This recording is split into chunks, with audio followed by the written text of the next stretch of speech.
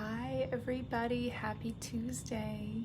I'm coming to you live for day 2 of the Realign post-pandemic reboot, and I'm Eleanor Dooley. For those of you that don't know me, I'm so glad that you're here today. If you're just popping on, make sure you say hello in the comments, and if you have any questions as we're going along, I'd love to address them so that everybody can benefit from the answers. So I'm gonna take a moment and make sure everybody's logged in and watching. So let me make sure this is posting live here. Oh, I see day 1 yesterday, and let's see, going live for day 2. How's everybody doing today? What did you guys think of day 1? Hopefully you got the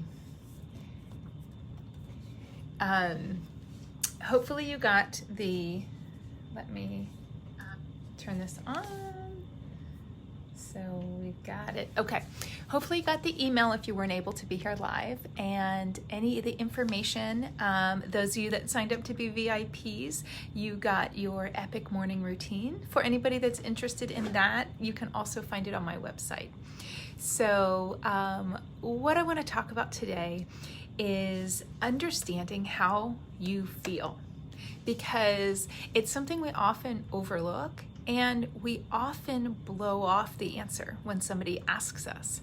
So it's something I want to explore because I think it's really important to make that connection of how your body is feeling, how your body is reacting, so that you can use that information to support your body and to get you to feel better. So that's what's so different about my unique approach to nutrition. And I'm going to talk a little bit about it today because I believe that the diet culture that has influenced us for the last 1, 2, 3 decades has been very toxic, especially for women who are trying to live healthier lives. We've kind of been sold a bunch of crap. We've been told things that aren't true. We've been promised things that can't be delivered, and all at the expense of feeling like we are the problem, that our bodies are to blame, there's something wrong with us, or we just don't have the ability to make it happen. And anything that is created to make you feel bad about yourself, bad about how you look, is not something that is going to support you in the long run. So I want to be super clear here that diet culture is not steeped in research, in facts, and in support of the body. It's actually created to make money. Okay, and being that I don't know how many billions of dollars the diet industry has made over the last decade, 2 decades, 3 decades, but I know it's a lot. And if you think about it, the model that's created to keep them in business and to keep them thriving is not seeing results, is not getting success, because that keeps people in the mindset of still wanting and still buying, okay? And so if you shift that philosophy, you take a step back and you look at your life and you look at what is it that you want for your body. You want to have more energy. You want to sleep well. You want to feel connected and engaged and productive in the things that you're doing without mind fog or energy sucking. You want to feel your best. And the culture around diet doesn't do that for you, right? It makes you feel bad. It makes you feel like you need strict guidelines. And if you can't adhere to that sort of discipline forever, right, then you simply aren't worthy enough to feel good or to lose the pounds or to gain the muscle or whatever the promise is for you. And that's simply not true. And I'm going to talk to you today more about honoring the signals of your body. And what does that mean? And how does that work? Well, for so many years, how many people watching have ignored hunger, a hunger cue, let's say. How many people have gotten a cue that they're hungry or their body needs something, and they were too busy, which is a valid excuse. That happens a lot. They're otherwise engaged, or they're just not interested in serving that part of their body. Happens all the time, right? It's, oh, well, I just ate breakfast an hour ago, so I'm just gonna drink some water so that it gets me through, so that I don't have to eat anything until lunch. Or I've got 3-4 hours in the afternoon, I'm just gonna grab a cup of coffee that will hold me over until dinner, right? Many of these thoughts are very manipulative, because what we're actually doing is telling our body that we don't think what it's telling us is important, or we aren't interested in serving that need. And it's so interesting because all of that is you, right? It's you versus you. It's your body telling you I need something, and it's your brain saying, I'm not going to give that to you right now, because I've been told if I don't eat, or if I eat this many calories, or if I, drink a cup of coffee or a glass of water before I eat, then maybe the hunger will go away, right? But if you think about, your body's asking you for nutrients and fuel. It's like a gauge on a gas tank in your car, right? You can only ignore it for so long before it just stops working. Like it'll go, and then sometimes the signal goes away, but the need is still there. So I'm challenging you to think of what your body is actually telling you, because that is the magic of understanding what your body needs. And there's no doctor, dietitian, nutritionist, functional wellness practitioner. None of those people can give you that answer without your input. And if they try, they're just selling something. They're not in it to help you. Because if they're not listening, because you're not listening to the cues of your body, then that can only generically be translated. And that's what's so great about working with a functional nutritionist, because I get to work one-on-one with you, and I get to ask you those questions and listen to your answers, and then translate your answers into something that you can actually use that is going to work, right? Which is much, much different than selling you a template or a meal plan or something that is going to generically maybe support you, put on some Band-Aids here and there. We want to get to the foundation of your health and your body and see what needs addressed and prioritize them, okay? So that's what's so cool about the Nutrition Collective, which I'm going to talk about later. Today we're going to focus on honoring your body, honoring the cues of your body, because let's face it, we all want to feel good, right? We all want to sleep well. We want to wake up with energy and productivity, and we want to have great interactions with the people that we love, but it doesn't always happen.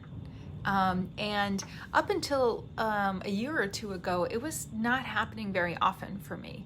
I would wake up tired, overwhelmed, overextended, and then I would start the cycle all over again, being fueled with sugar, caffeine, and artificial stimulants that temporarily put a Band-Aid on what was really happening.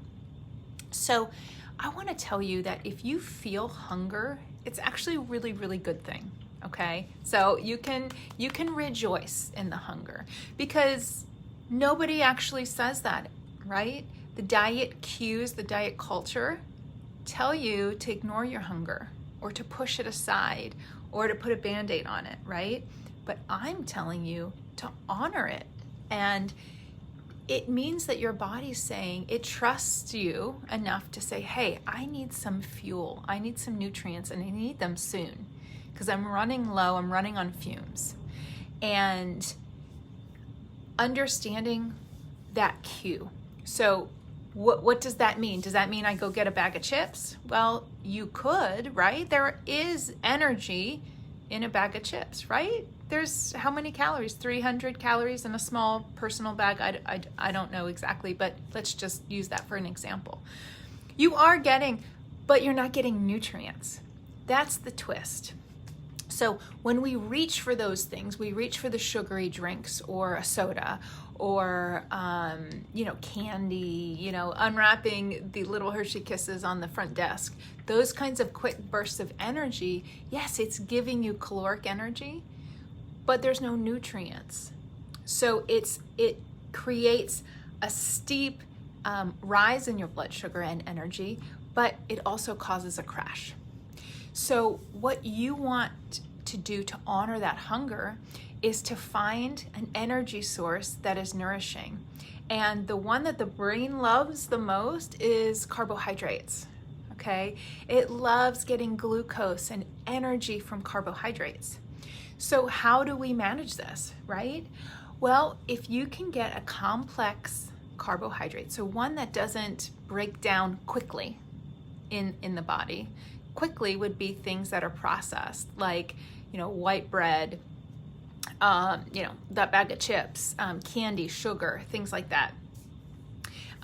You want something that's going to hold, like has lots of nutrients and minerals and things that are going to take time for your body to pull apart. You want to combine that with a fat. So a great example that I love to use is a banana. Yes, you could eat a banana on its own. It has lots of fiber. It's nourishing, but it's a carb alone. It's a naked carb, right? It's only a carbohydrate. But when you add a little bit of peanut butter, a little bit of fat to that carbohydrate and fat mix together and keep your blood sugar stable, it actually tones down that spike. It tones it down and it keeps you full, okay? So keeping ourselves full is another way of saying we're being fueled, okay? Because when you eat something that's nutrient dense, that has a lot of nutrients, that has a lot of stuff for your body to do and gain, then you are gonna stay focused.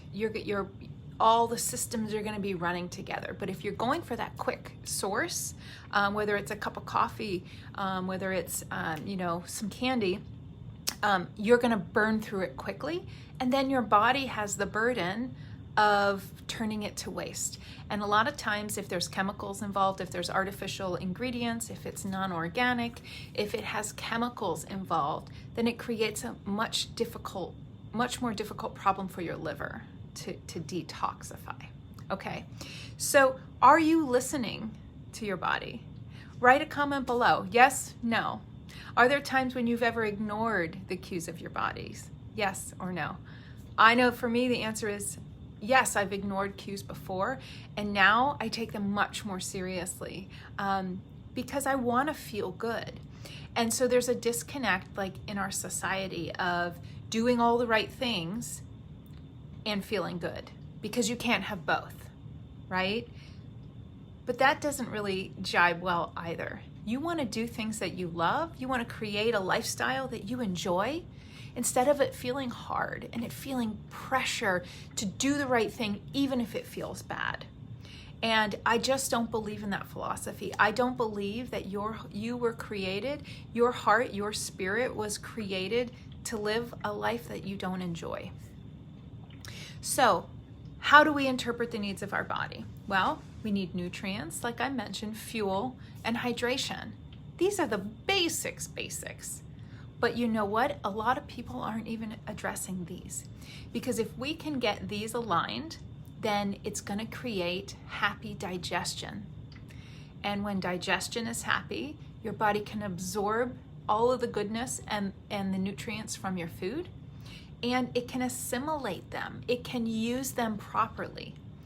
But if any of those functions are mismatched or imbalanced or just not working right, what can happen is things go wonky and we end up seeing digestional issues, whether it's bloating, diarrhea, constipation, whether it's feeling acid reflux, Or if any of you are suffering with autoimmune disorders, or you getting into flares with irritable bowel, or any of those kinds of things that keep that digestion, absorption, and assimilation, if those are wonky, then it's not going to translate to feeling your best, to feeling well rested, and to feeling energized, okay?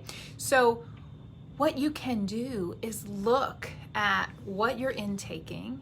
Is it being absorbed? Are you feeling the good effects? Because you could have the perfect diet. You could go to a dietitian and say, I need the exact perfect nutrients. You could get all the blood work done, and it tells you, oh, I'm deficient in this, and you could get the perfect diet.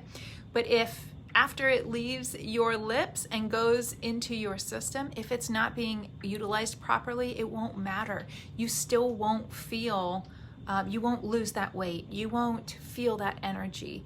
And so how we go about uncovering what to do and to make sure that nutrition and digestion is aligned is take a look, right? You get personalized attention. Going to kind of a generic template where yes, we want to get rid of anti-inflammatory foods, absolutely, but we also need to nourish. I have many clients who suffer with thyroid issues, and really we're not given very much information about how to eat for thyroid health. What activities throughout the day are going to support their thyroid, okay? Blood sugar, same way. Just don't eat sugar is some of the advice that my clients have told me they've been given. And that simply is not going to support your body. So that is why I created the Nutrition Collective, which is a group of women who come together to talk about the things that are struggling, that are keeping them stuck, that are keeping them in a state of not getting near their goals, or just even feeling well. Feeling like getting back on track, getting realigned, which is why I created this challenge, was to create awareness about being out of balance, accepting that you're out of balance, and seeking the support you need to feel good. What's really cool is that the Nutrition Collective gives you a one-on-one time with me, a nutritionist, so I can do the research, I can do the deep digging, to get that information out of you. If we need to do some functional lab testing because some of the symptoms are pointing to an imbalance here or an imbalance there, or you could use more nutritional support in one way or another, then we can do that as well. And then you get to talk about the issues that are going on and work through them. And it's great because listening to other people can help you identify things in yourself. So I want you today to think about the needs of your body, okay? So the first little piece that I want you to do is think about the last time you were actually hungry, okay? Like the instinctual, like, I need food now. And what did you do? Did you eat something to fuel your body, or did you just grab something because you were hungry? Because when we as women deprive ourselves of calories and food and nutrients, our innate primal instinct will come back raging, and it's nearly impossible to turn that off and to turn to conscious eating at that point, okay? And so what is the best course of action for that is for you to not get to that point, to keep yourself constantly fueled during the day in a healthy, balanced manner, okay? So not skipping a meal, not going more than 3 or 4 hours without some sort of refuel. And the fuel needs to be nutrient dense and balanced. And so if you have any questions about what does that mean for me, because I don't eat meat, or I don't, I'm in a specific, I follow a specific set of dieting guidelines, that's absolutely fine. But you also need, every person, every human body needs the balance of nutrition. No matter what state of disease, no matter what state of flare. And if you're not clear on what that means specifically for you, you can find out. That's what's so cool, is that is available to you to find out.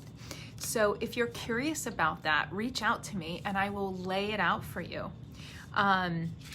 Today I want you to walk away with honoring yourself.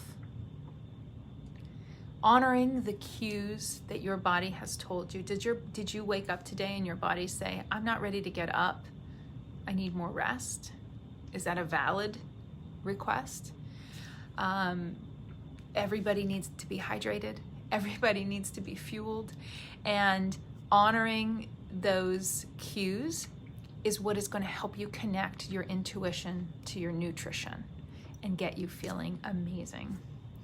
So thank you so much for staying with me today and following me through Realign Day 2. I look forward to your feedback, and I would love for you to reach out to me and share with me where you are on this journey. Are you still looking for answers? Have you been told one thing that doesn't feel really aligned with who you are and how you feel? Because I'm going to listen and I'm going to help you extrapolate that information. I hope you have a wonderful day. If you're watching the replay, hashtag replay below, and I will show you some love. Send me some comments, and I will see you tomorrow.